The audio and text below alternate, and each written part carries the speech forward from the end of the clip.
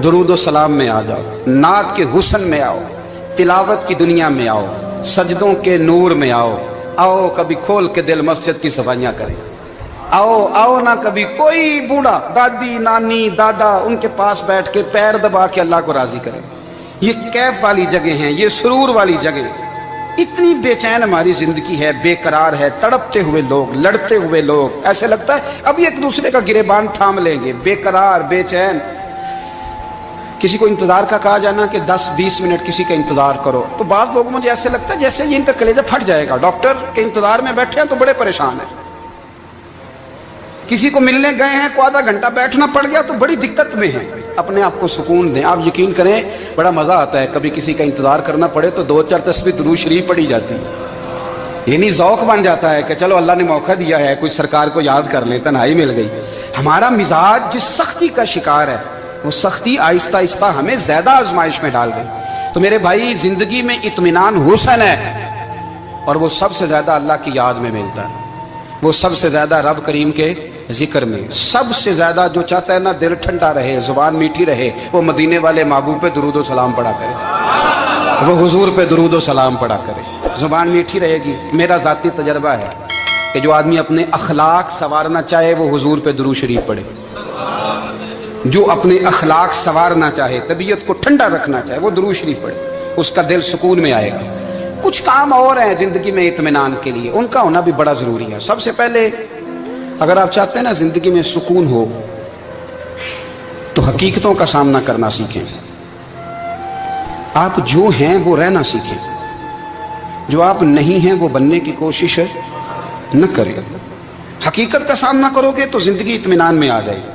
हमने ना बहाने बना लिए हैं, हीले बना लिए, झूठ के सहारे अपने आप को ऊंचा कर लिया। एक आदमी से कहा जाता है तो रिश्वत ना ले, तो कहता है मैं गरीबों से नहीं लेता। तो मेरा सवाल यह है कि अमीरों का हिसाब लेने की अल्लाह ने तेरी ड्यूटी लगाई है, तेरे जिम्मे लगाया है कि तू अमीरों का हिसाब कर। तुम्हें क्या जरूरत पड़ी है?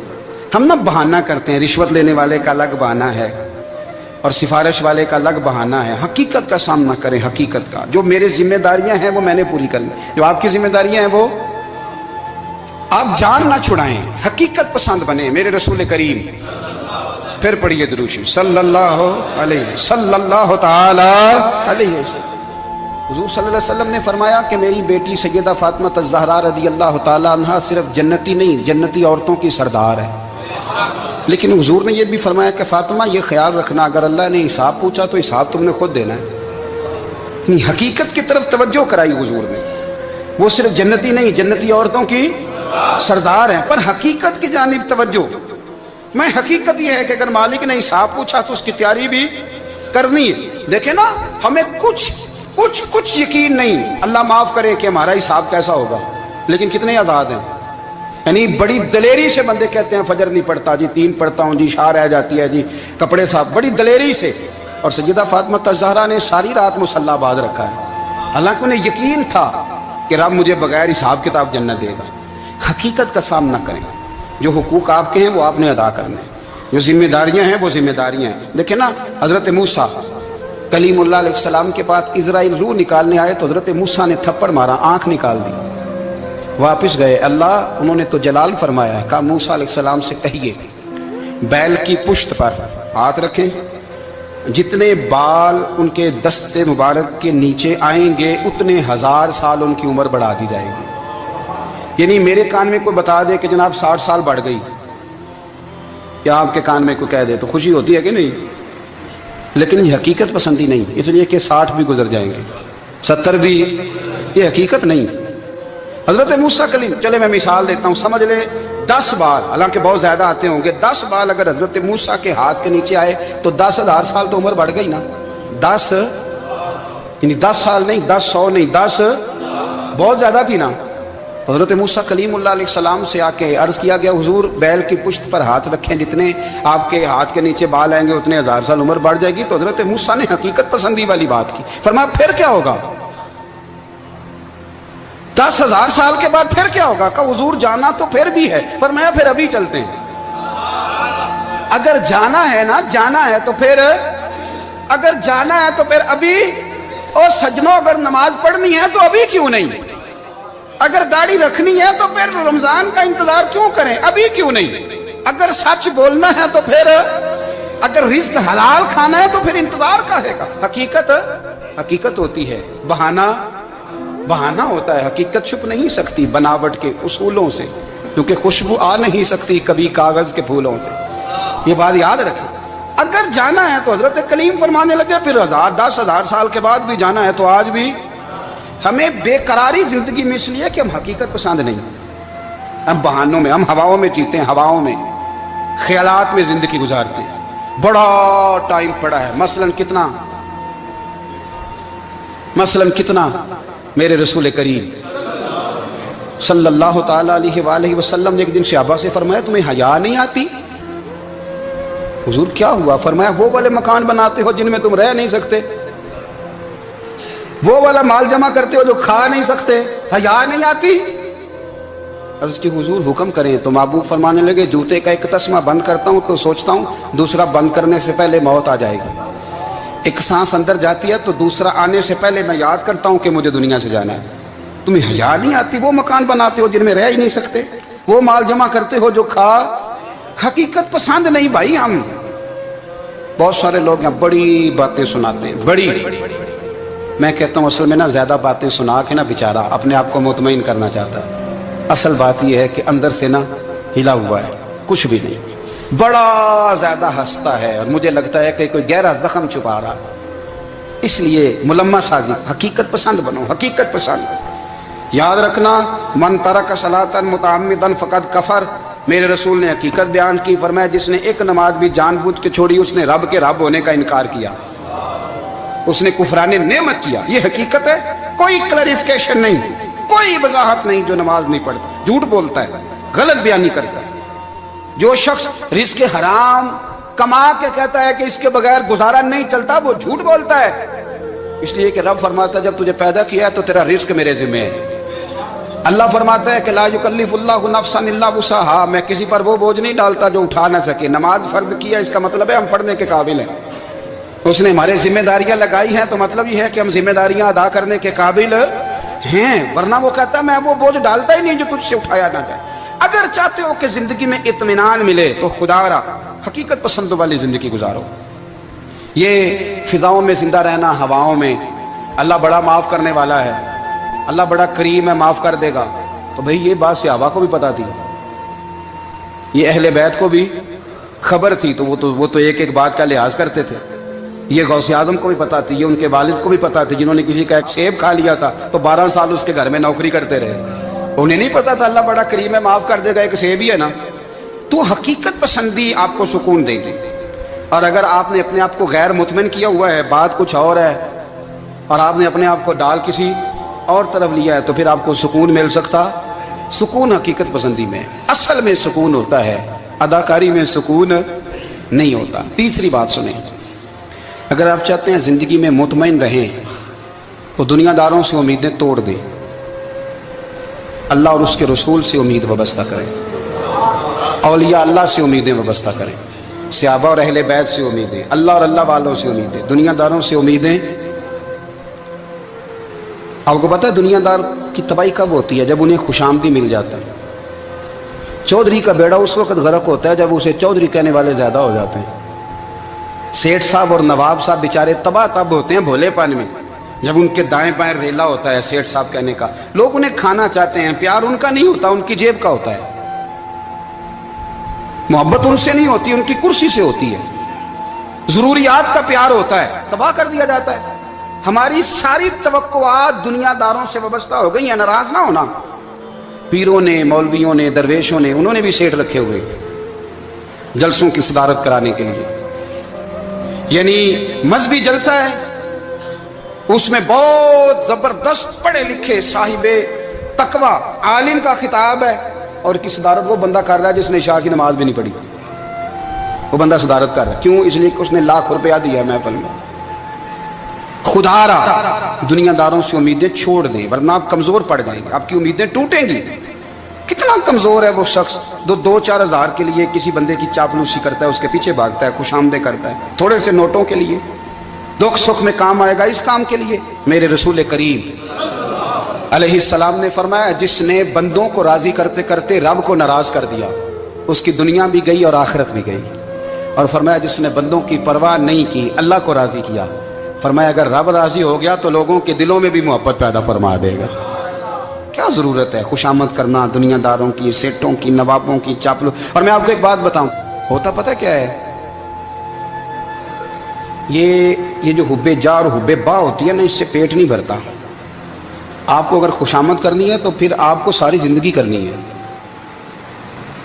फिर उनको भी पता होता है कि ताल्लुक किस बुनियाद पर है, इसमें कभी भी खुलूस पैदा नहीं होता। आप बेचैन रहते हैं, बेकरार रहते हैं, आपको तकलीफ रहती है हमेशा। कभी भी दुनियादारों से उम्मीदें वाबस्ता ना करें। एक बात सुने बड़ी शानदार, इमाम गजाली ने लिखी है। इमाम गजाली फरमाते हैं कि हारून रशीद ना हज करके वापस आया बगदाद में, तो कोने में हजरत बहलोल दाना बैठे थे। रश बहुत था, मजमा बड़ा था। हजरत बहलोल दाना भी सड़क के किनारे बैठे थे, तो सिपाही कहने लगे यहाँ से उठ जाओ। फरमाने लगे, हारून रशीद की ज़मीन नहीं, ज़मीन मेरे रब की है, मैं क्यों उठूँ। वो करीब से गुजरा तो सलाम ली, तो आपने उसका प्रोटोकॉल देखा तो फरमाने लगे, हारून रशीद तुझसे तगड़े तगड़े मोटे मोटे प्रोटोकॉल मैंने लोगों के देखे हैं, और ये जो तेरे दाएं बाएं आज तेरे नारे लगा रहे हैं, ये पहले उन लोगों के नारे लगाया करते थे। और थोड़ा वक्त गुजरने दे, जो तेरे बाद आएगा ना, ये सारे फिर उनके नारे भी लगाएंगे। तू झूठ की दुनिया में जिंदा है, इनसे तूने उम्मीदें वाबस्ता की हैं, ये कल उसके नारे लगाएंगे। उसके दिल पे बड़ा असर हुआ, घोड़े से उतर आया, आगे कहने लगा, हुजूर आपने मुझे बड़ी अच्छी नसीहत की है, मेरा दिल बड़ा ठंडा हुआ है। मैंने सुना है आप मकरूज हैं, कुछ लोगों का कर्ज, तो मुझे कोई हुक्म ही कर दें। आप हंसने लगे, फरमाने लगे, यार तू तो बड़ा ही बेवकूफ़ है, बड़ा ही बेवकूफ़ है तू, मैं तुझे नसीहत कर रहा हूँ, तू मुझे उलझा रहा है।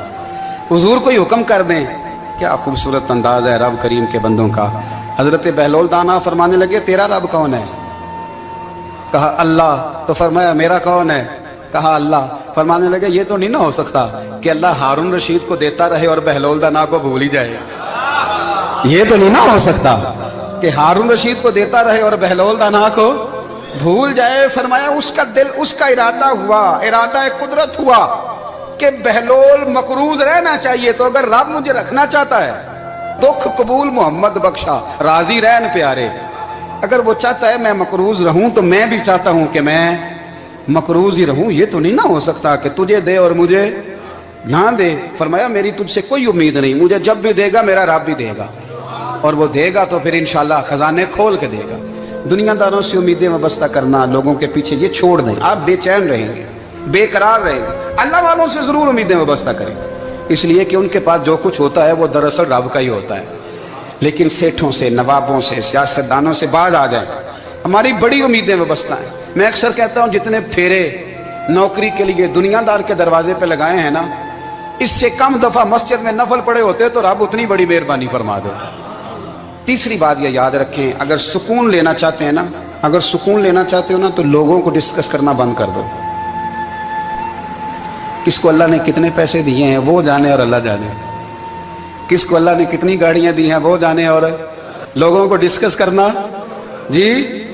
यानी मैं एक जगह बैठा था, तो एक साहब गाड़ी वाला गुजरा, गाड़ी में बैठ के, उसका पड़ोसी था, कहते था मुंह है कार वाला। मैं क्या ਉਹਦਾ ਤੇ है ਤਾਂ ਹੀ बैठा है। ਤੇ ਹੁਣ मैं क्या समझाना ਸੀ ना ਉਹਨੂੰ, मैं क्या तू ਤੇ मैं हिसाब लाइए भी ਸਾਡੇ ਕੋਲ कोई नहीं, ਉਹਦਾ ਤੇ है। लेकिन ना अल्लाह ने उसे दी है ना, तो अल्लाह ने चाहा ना वो कार में बैठे, तो इसने फटे पे बैठ के ये तबसरा किया कि मुंह है कार वाला। मैं क्या भी वो है ता कार है। अब मुझे तुझे अंदाजा लगाना चाहिए कि हम क्या ये बहस है। यदि अल्लाह को चाहिए था माज अल्लाह के पहले तुमसे पूछता कि इसे कार देनी है कि नहीं। क्या मतलब फसूल बहस है। वो चीज हमें इतना तंग करती है, इतनी तकलीफ देती है कि आप यकीन करें सारा दिन उसी को डिस्कस करते हैं, सारा दिन। उसके पास गाड़ी है, उसके पास कार है, फलाने का पैसा 1 नंबर है, फलाने का 2 नंबर है, फलाने का 6 नंबर है। असल बात के अंदर हसद है, इसको निकालो। एक बात कहने लगा हूं, इसे याद रखना। मेरे आला हज़रत रहमतुल्लाह अलैह फरमाया करते, हसद करने वाला बंदों पर एतराज नहीं करता, अल्लाह पर एतराज करता है। वो कहता है अल्लाह उसे क्यों दिया है, इतना क्यों दिया है, माज़अल्लाह वो अल्लाह की तकसीम पर एतराज करता है। हसद करते हो बेचैन रहोगे, हसद आपके दिल को तड़पा के रख देगा। छोड़े, अल्लाह बड़ा करीम है, जिसको जहां चाहता है वहां बिठा देता है। आप कतन इस बहस में ना पड़े कि अल्लाह ने किसको कितना दिया है, कब दिया है, क्यों दिया है, वो बड़ा बेनियाज है। हसद आपको तबाह करेगा। دنیا میں پہلا گناہ جو ہوا تھا وہ حسد تھا. ابلیس نے حضرت آدم سے حسد کیا, کہنے لگا میں بہتر ہوں, سرداری اس کو مل رہی ہے, یہ تو اللہ کو پتہ ہے نا کس کو دینی ہے. اور دنیا میں پہلا قتل حسد کی وجہ سے ہوا. حابیل قابیل کے درمیان حسد کا معاملہ تھا. خاتون کا نکاح اس سے کیوں ہو رہا ہے؟ مجھ سے ہونا چاہیے. حسد تباہی کرتا. آپ یقین کریں, یعنی دکاندار کے سامنے دوسری دکان پڑتی ہے اور پریشان ہو جاتا ہے. وہ کہتا ہے میرا کیا بنے گا؟ لا حول ولا قوت الا باللہ العلی العظیم. یعنی تیرا کیا خیال ہے کہ تیرے حصے کی روٹی وہ کھا جائے گا؟ اتنا چھوٹا دل. یعنی تیرا موقف یہ ہے کہ تیرے حصے کا نصیب اس تک چلا جائے گا, یہ تیری خواہش ہے. ایک دوسرے کی کمزوریاں بیان کرنا, اس کا تو مال ہی ناقص ہے جی, اس کے تو پاس ہی کچھ نہیں. یہ تو کمزور لوگوں کا طریقہ ہے. میرے رسول کریم علیہ الصلوۃ والسلام گزر رہے تھے, پت جھڑ کا موسم تھا, خزاں کا موسم تھا, درختوں کے پتے جھڑ رہے تھے. صحابہ کو ساتھ لے کے حضور گزرے اور ایک درخت کی ٹہنی کو پکڑ کے حضور نے ہلایا. صحابہ فرماتے ہیں کہ چھم چھم اس کے پتے گرے, زمین پر ڈھیر لگ گیا. حضور نے فرمایا دیکھا تم نے کیا ہوا؟ حضور ہاں. فرمایا کتنی تیزی سے پتے جھڑے ہیں, صرف تنا رہ گیا ہے اور خالی ٹہنیاں رہ گئی ہیں, کوئی حسن بچا ہے؟ حضور نہیں. تو نبی کریم فرمانے لگے جو حسد کرتا ہے نا اس کی نیکیاں بھی اسی طرح جھڑ جاتی ہیں, اسی طرح. اور ایک جگہ حضور فرمانے لگے جس طرح راکھ لکڑی کو آگ کھا جاتی ہے, جس طرح لکڑی کو آگ, جب آگ کھا جائے تو پھر لکڑی کو لکڑی نہیں کہا جاتا, راکھ کہا جاتا ہے, کوئلہ کہا جاتا ہے, اس کی اصل باقی یعنی اسے کھائی جاتی ہے. تو حضور علیہ الصلوۃ والسلام فرمانے لگے جس طرح آگ لکڑی کو کھا جاتی ہے, فرمایا اسی طرح حسد نیکیوں کو کھا جاتا ہے, نیکیاں رہتی نہیں. حسد کرنے والے کے پاس نیکیاں یعنی ان کی اصل شکل موجود, کبھی بھی حسد نہیں کریں. اللہ کی تقسیم ہے, جس کو چاہے جب چاہے جتنا چاہے عطا کرے. اور چوتھی بات میرے بھائی, کبھی بھی بغض نہ پیدا کریں. بغض والے لوگ بے سکون رہتے ہیں. بہت ساری کمزوریاں ہمارے اندر ہوتی ہیں نا, پھر اللہ ہماری روزی تو نہیں نہ بند فرماتا. یہ تو نہیں کہتا کہ زمین سے نکل جاؤ. اگر یہی والا معاملہ ہو جو ہمارا ہے کہ شادی پہ اس نے میرے ساتھ برا سلوک کیا تھا, اب ساری زندگی بغض رکھنا ہے. اگر یہی معاملہ فرشتے اللہ کی بارگاہ میں کہیں کہ یا اللہ اس نے فلانے دن شراب پی تھی, اب اس کو زمین میں نہیں رہنے دینا, نظام زندگی چلے گا. تو اگر اللہ ہمیں معاف کرتا ہے تو ہم بندوں کو معاف کیوں نہیں کرتے؟ آپ یقین کریں اتنی لمبی عداوتیں, اتنا لمبا حسد, اتنا لمبا بغض, اتنا لمبا. حدیث میں نے پڑھی, میں حیران رہ گیا. میرے نبی کریم علیہ الصلوۃ والسلام نے فرمایا اپنی بیوی سے کبھی بغض نہ رکھنا. اگر اس کی ایک بات ناپسند ہو تو اسے چھوڑ کے وہ بات دیکھو جو تمہیں پسند ہے. میں اس حدیث کو پڑھ کے سوچنے لگا کہ کیا بیوی کا بھی بغض رکھتے ہیں لوگ؟ اب حضور نے کہا ہے تو اس کا مطلب ہے لوگ بیوی کا بغض بھی رکھتے ہیں. اب اس پر استدلال کر کے مجھے کہنا پڑے گا کہ سسرال والوں کا بغض بھی رکھتے ہیں. کہنا پڑے گا کہ بھائی کے سسرال والوں سے بھی بغض رکھتے. اس حدیث کی روشنی میں سمجھا کہ لوگ بھابھی کا بغض رکھتے ہیں. بغض, ورنہ عادتیں تو ہماری بھی کئی بری ہوتی ہیں. اگر عادات ایک وجہ بنے اختلاف کی تو عادتیں تو ہماری بھی کئی بری ہیں, لیکن ہم اپنی بری عادتوں سمیت اپنے آپ سے پیار کرتے ہیں, اور سامنے والے کی ایک بھی عادت بری ہو تو اس سے بغض رکھتے ہیں. بغض نہ پیدا کریں. میرے نبی پاک علیہ الصلوۃ والسلام نے فرمایا کچھ چیزیں تمہارے دین کو مونڈ ڈالیں گی, تباہ کر دیں گی, کاٹ دیں گی. حضور کون سی؟ فرمایا حسد, تکبر اور بغض, یہ تمہارے دین کو تباہ کر دیں. ہم بے چین اس لیے ہیں کہ ہم نے بہت سارے لوگوں کا بغض پالا ہوا ہے, اور ہر فیلڈ میں سیاستدان نے سیاستدان کا, ذاتیات پر اتر کے بات کرتے ہیں. معزز ترین لوگ, تاجر نے تاجر کا, اللہ ماشاءاللہ بعض جگہ پہ اہل علم بھی ایک دوسرے سے عداوت رکھتے ہیں. خدا را دل رب کریم کے آنے کا ٹھکانہ ہے. یہ صاف ہوگا تو اس میں رب رسول کے جلوے ہوں گے, اور اگر اس میں عداوت ہو, اس میں بغض ہو, اس میں کینہ ہو, نفاق ہو. سنیں میرے رسول کریم حضرت ابو بکر صدیق رضی اللہ تعالیٰ عنہ کہتے ہیں میں رو ہی پڑا. مکہ فتح ہوا نا, تو اکرمہ بن ابو جہل نے پیغام بھیجا کہ میں نا کلمہ پڑھنے کے لیے آ رہا ہوں. بات لمبی ہے, میں موضوع پہ رہنا چاہتا ہوں. کہتے ہیں جب وہ آنے لگا نا تو نبی پاک نے ہم سب کو بلایا, ہم حاضر خدمت ہوئے. تو حضور فرمانے لگے کہ اس کے باپ نے نا بڑا ظلم کیا ہے ہمارے ساتھ, ابو جہل نے بڑا ستایا ہے, بڑی تکلیف دی ہے.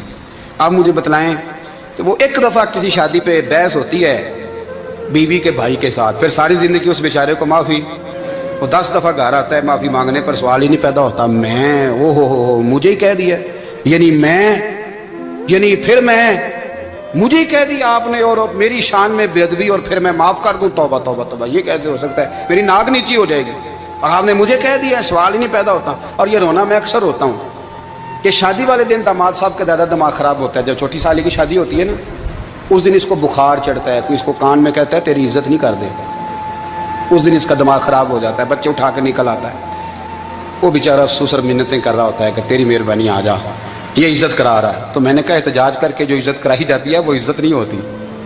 हाँ हाँ, यहाँ मांग के इज्जत लेते हैं लोग, या एहतजाज की कोई इज्जत है? आपके अंदर कमालात इतने हो कि आपकी इज्जत करने को दिल चाहे, यानी मजा आए, यानी लुत्फ आए, यानी आप दूर बैठे हो तो किसी का दिल करे आपको स्टेज पे बुलाने के लिए। ये क्या बात हुई कि छाए जाना और भाग के आगे जाना, इनसे निकलें।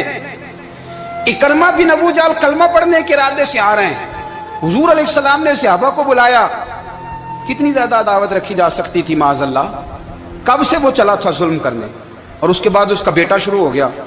कितनी बातें थी जो ना काबिले माफी थी, पर करीम रसूल ने हमें बतलाया है कि सुकून वाली जिंदगी कहते किसको है। जब सब लोग जमा हो गए तो हुजूर ने फरमाया भाई वो कलमा पढ़ने आ रहा है, उसके बाप ने जुल्म बड़े किए हैं, पर मेरी नसीहत ही है कि उसके सामने उसके बाप को कोई बुरा ना कहे, खबरदार कोई उसके सामने कोई बात ना करे। अब वो कलमा पढ़ने आ रहा है, मुती होके आ रहा है, बांध के आ रहा है। कहते हैं अल्लाह के रसूल ने ना काफी देर तक खुतबा दिया, ब्रीफिंग दी, बात समझाई। जनाब सिद्दीक अकबर कहते मैं रो पड़ा।